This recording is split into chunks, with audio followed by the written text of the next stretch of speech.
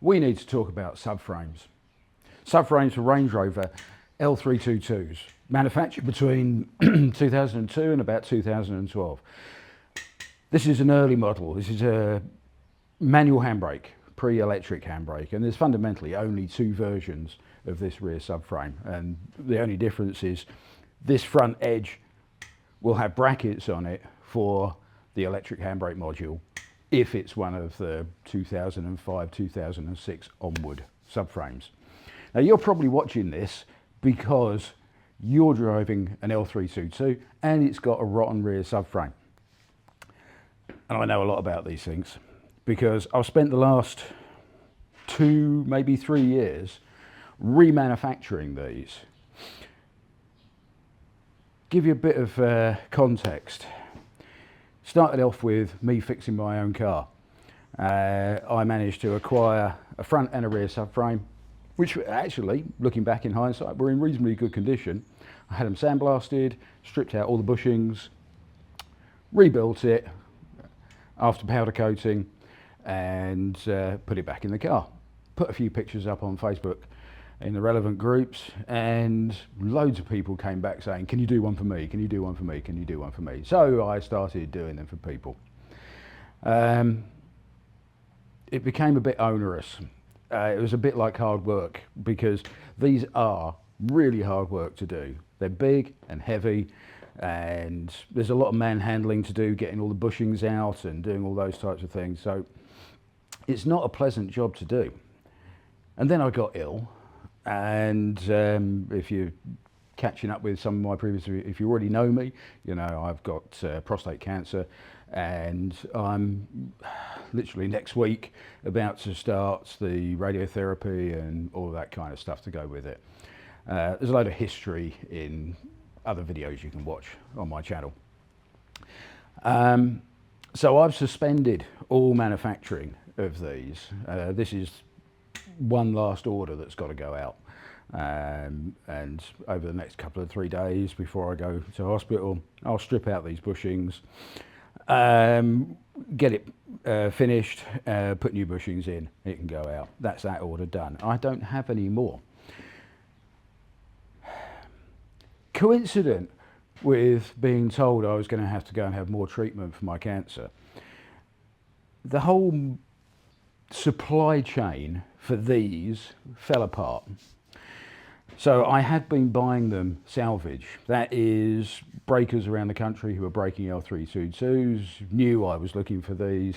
If they had one in which they were breaking and it was salvageable, they'd give me a ring.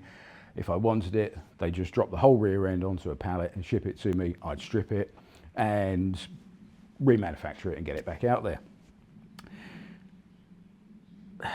Demand or prices or availability or a combination of the three meant that by the middle of last year, that's mid 2025, it wasn't economically viable to do this anymore in the way I had been doing it. Unfortunately, and anybody who's tried to do it themselves will know it's hundreds of pounds and it's a lot of work. My sale price was too low. There's no profit in it. And so I was basically a charity supplying Range Rover owners with a get out of jail free card, and keeping their cars on the road, which I'm very pleased about. If you don't know, I'm the Mid Wales rep for the Range Rover Register, and it's kind of a, I feel I need to support these Range Rovers. I love them, and so do you, which is why you're watching this. So what to do? They're getting more difficult to find. This one is probably, at this moment, 20 plus years old, 22 years old, something like that. You're not going to find much newer ones, and if they're any older than this, they're probably scrap anyway. There are fewer and fewer cars being broken that have salvageable subframes. It's kind of a problem because you want a new subframe for your car. Since I stopped taking orders, I still get 2 or 3 emails a day asking me for availability. if I was to turn the tap on again, I've probably got 40 or 50 orders I could fill over the next few months. Orders that people are ready to place without you wanting one as well. So the question is what to do about it.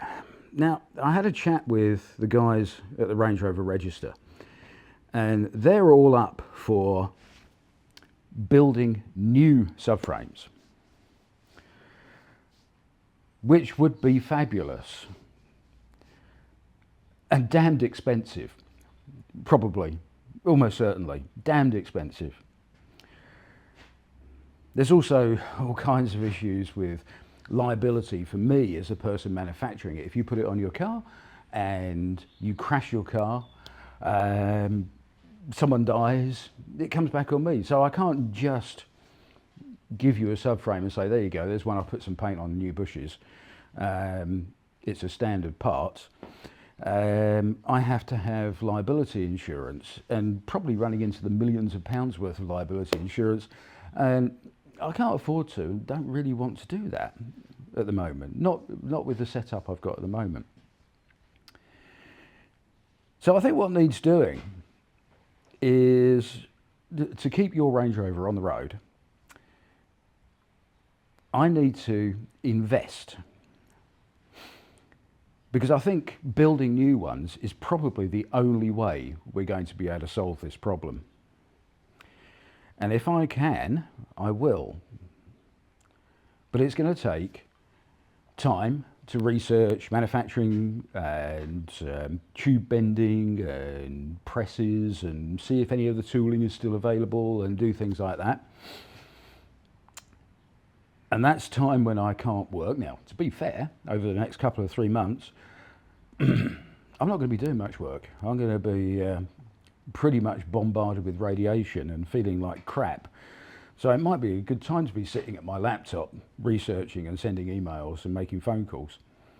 But it's also going to cost a lot of money. And the price of these is going to go up to do that. I don't know how big the market is for them, but let's say I've got 40 orders on the books and I can charge £2,000 each for a finished subframe, brand new, which is probably the sort of price they'd have to be. Yeah, to be fair, that's what they were from JLR. Well, that's 80 grand's worth of orders, which is probably about £8 a profit. If it only cost me £7,992 to develop it and manufacture it.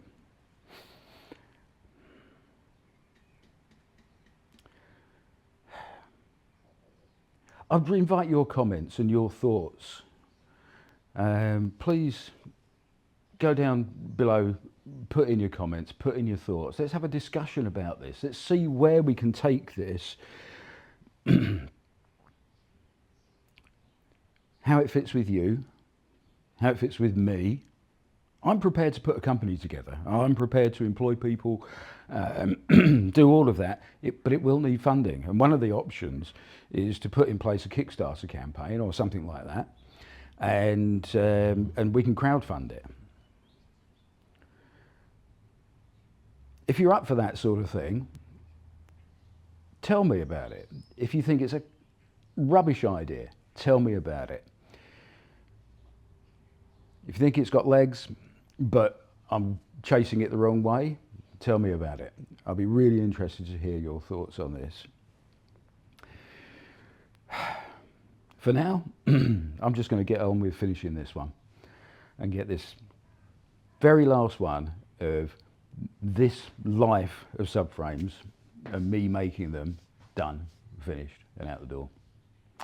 Thanks for watching. I love you. I'll see you soon.